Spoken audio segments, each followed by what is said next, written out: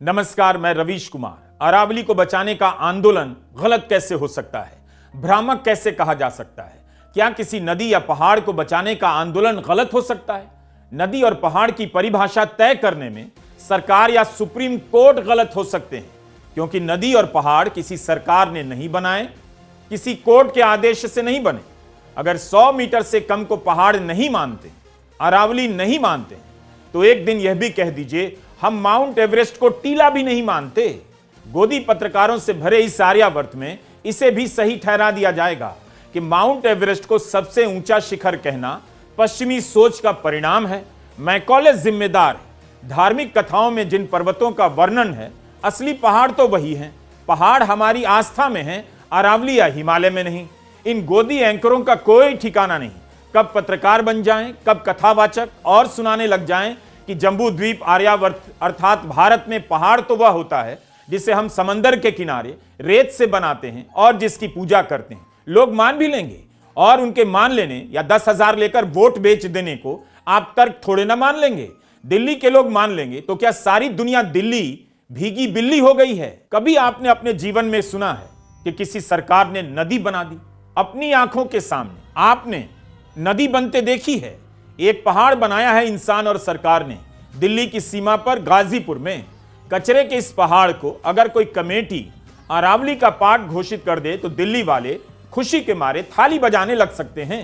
अरावली भारत की शानदार विरासत है, आज से नहीं कई दशकों से काटी जा रही है, वह भी गलत है। और इसे काटे जाने का तरीका खोजना या आने वाले कल तक जारी रखना भी गलत है। अरावली को लेकर 2 लड़ाइयां चल रही हैं। राजस्थान की जनता सड़कों पर उतरी तो इंस्टाग्राम में रील बनाने वालों ने तूफान मचा दिया। एआई से अरावली बना बनाकर फिल्मी संवाद भर दिए गए और यह मुद्दा युवाओं को अपने भीतर नेता देखने का मौका भी दे रहा है। लेकिन दिलचस्प है कि निकोबार नहीं, हसदेव नहीं, उत्तराखंड नहीं, मुंबई के मैंग्रोव नहीं, इंस्टा पर अरावली इतना क्यों छा गई है, इसे भी समझने की जरूरत है। लेकिन इसे बिल्कुल समझने की जरूरत नहीं कि एक गोदी एंकर दूसरे एंकर की सैलरी को लेकर ताने क्यों दे रहा है। दूरदर्शन में किसे 15 करोड़ मिल रहा है? अर्नब गोस्वामी ताने क्यों मार रहे हैं? नाम लेकर क्यों नहीं बोल रहे? और प्रधानमंत्री मोदी से सवाल क्यों नहीं कर रहे कि दूरदर्शन के इस एंकर को 15 करोड़ क्यों मिल रहा है, किस कानून और नियम के तहत मिल रहा है? जब इसकी खबर आई तो क्या अर्नब गोस्वामी ने इसे लेकर सवाल उठाए थे, बहस की थी? अरावली की आड़ में 15 करोड़ को क्यों टारगेट कर रहे हैं? इसलिए इन बातों का कोई मतलब नहीं। अगर 15 करोड़ लेकर दूरदर्शन वाला सवाल नहीं पूछ रहा है तो उसी सरकार के पैसे से गोदी चैनलों को जो विज्ञापन मिलता है उसके कारण तमाम चैनल तमाम मुद्दों पर सरकार से सवाल नहीं पूछते हैं। किसानों के प्रदर्शन को गोदी मीडिया ने आतंकवादी कहा, कभी हसदेव के पेड़ और खदान बचाओ आंदोलन को विकास विरोधी करार देता है। यह गोदी मीडिया दरअसल जनता के बीच अपनी लाज बचा रहा है कि वह जनता की बात कर रहा है, अरावली का दुख प्रकट कर रहा है। अगर इसी मीडिया से आप कह दें निकोबार में लाखों पेड़ काटे जाने वाले हैं, हजारों वर्ष पुरानी विरासत मिट सकती है, तब वह चुप हो जाएगा।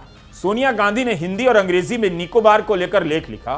क्या अठन्नी चवन्नी को लेकर लड़ने वाले 2 गोदी एंकर, जिनमें से एक 15 करोड़ को लेकर गाली दे रहा है और एक लोकतंत्र को ही गाली दे रहा है, निकोबार के लिए बहस कर सकते हैं? इसीलिए फालतू की बहसों से निकलिए, छोड़िए गोदी एंकर एक दूसरे को क्या कह रहे हैं।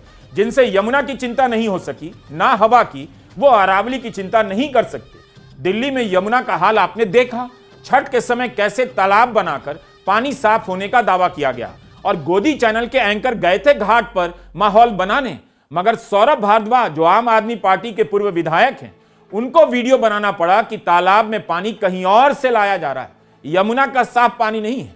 जनता को धोखा दिया जा रहा है। छठ की बात गई, बिहार चुनाव बीत गया, यमुना की चिंता समाप्त हो गई। उसी राजस्थान से स्क्रोल के श्री गिरीश जलिहल ने रिपोर्ट की कि अदानी समूह के खिलाफ फैसला देने वाले जज दिनेश कुमार गुप्ता का उसी दिन तबादला कर दिया गया। मामला भी समझिए कि था क्या।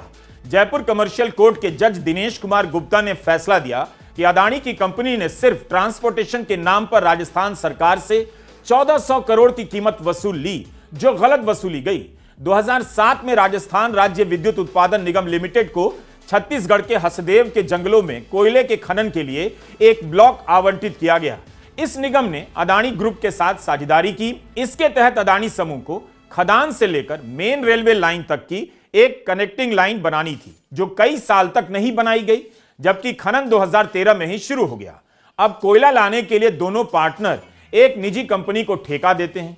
जो लाइन अदानी समूह को बनानी थी वो नहीं बनाई गई और सड़क से कोयला भेजने का 1400 करोड़ का खर्चा राजस्थान सरकार पर डाल दिया गया। जब कुछ विलंबित पेमेंट पर इंटरेस्ट देने की बात आई तो निगम ने मना किया और 2020 में मामला कोर्ट पहुंचा। लंबी सुनवाई के बाद जज दिनेश कुमार गुप्ता ने फैसला सुनाया, 1400 करोड़ का खर्च अदानी समूह द्वारा भरा जाना चाहिए, क्योंकि रेलवे साइडिंग बनाने की जिम्मेदारी उनकी थी। यह सब स्क्रोल से पढ़कर बता रहा हूं। जज ने अदानी की कंपनी पर 50 लाख का जुर्माना लगाया और डील के सीएजी द्वारा ऑडिट के आदेश दिए।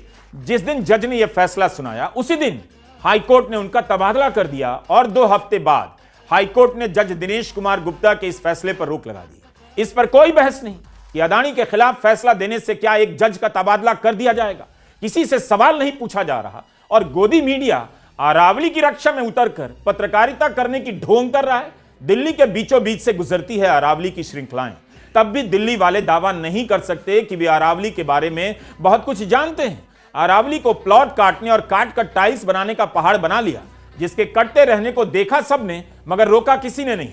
अरावली की श्रृंखला 4 राज्यों से गुजरती है, दिल्ली, हरियाणा, राजस्थान और गुजरात में अहमदाबाद के पास जाकर खत्म होती है। माउंट आबू में 1722 मीटर का शिखर इसका सबसे ऊंचा शिखर माना जाता है। अरावली अपनी ऊंचाई के कारण नहीं, बल्कि अपने निरंतर विस्तार के कारण एक जरूरी पर्वत श्रृंखला के रूप में जानी जाती है। क्यों एक्टिविस्ट, पर्यावरणविद, वैज्ञानिक सुप्रीम कोर्ट के फैसले से बेचैन हैं, हम इस वीडियो में बात कर रहे हैं। सुप्रीम कोर्ट ने एक कमेटी की रिपोर्ट को स्वीकार कर लिया, फैसला दे दिया, जिसके अनुसार 100 मीटर की ऊंचाई वाले हिस्से को ही अरावली का पहाड़ माना जाएगा, इससे कम वाले को नहीं। कहा जा रहा है कि इससे अरावली की कटाई तेज गति से शुरू हो जाएगी। ऐसे ही पहले से होते रहने के कारण कई जगहों से अरावली की पहाड़ियां गायब हो चुकी हैं।